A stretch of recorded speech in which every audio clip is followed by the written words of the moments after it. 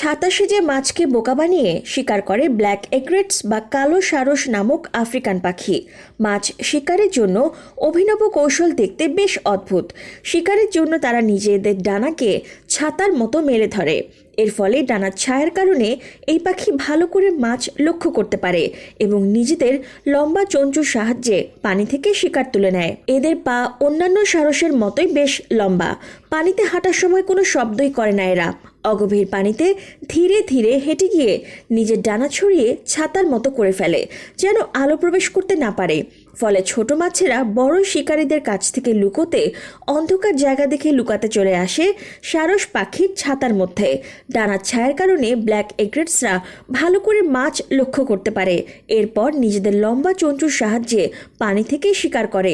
Black এগ্রেটসরা সাধারণত মাটির নিচে ছোট্ট আকৃতির শিকারের দিকেই বেশি নজর দেয়। মজার ব্যাপার হলো আফ্রিকান সারস পাখির পায়ের রং হলুদ, যা সহজেই শিকারকে তাদের লক্ষ্য থেকে ঘুরিয়ে দিতে সক্ষম। অন্যান্য সারসের ক্ষেত্রেও এমনটা ঘটলেও আফ্রিকান কালো সারসদের বেলায় এটা একেবারেই উল্টো। এদের ডানার ছায়া ও পায়ের উজ্জ্বল হলুদ রং মিলে মাছকে আরও প্রলুব্ধ করে মৃত্যুর দিকে টেনে আনতে পারে বলেও কেউ কেউ মনে করেন। কালো সারসদের এই কৌশল প্রাণী জগতের সবচেয়ে গোপন কৌশলগুলোর মধ্যে অন্যতম। আমাদের দেশেও দেখা যায় মাছ শিকারী পাখি, তবে তারা নিজেদের জন্য শিকার করে না। এই পাখি মানুষের জন্য মাছ শিকার করে।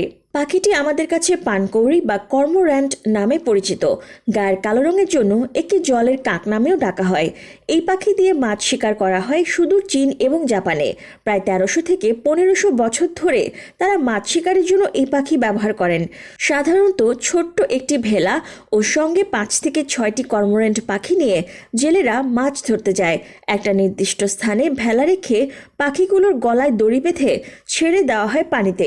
গলায় এমনভাবে দড়ি দিয়ে ফাঁস দেওয়া হয় যেন তারা কোনো বড় মাছ গিলতে না পারে। পাখিগুলো পানিতে ডুব দিয়ে মাছ খোঁজা শুরু করে। মাছ পেয়ে গেলে সেই মাছ নিয়ে পাখিটি উপরে উঠে আসে। গলায় ফাঁস থাকায় সেই মাছ পাখিগুলো গিলতে পারে না, ফলে মাছ গলাতে আটকে থাকে। পরে জেলেরা পাখির মুখ থেকে মাছগুলো সংগ্রহ করে নেয়। এভাবে একটি প্রশিক্ষিত কর্মোর্যান্ট পাখি কিছুক্ষণের মধ্যেই ডজনখানেক মাছ ধরতে পারে। এই ডুবুরি পাখিকে কাজে লাগিয়ে চীন, জাপান, কোরিয়া, ভিয়েতনামে মাছ শিকার করা হয়।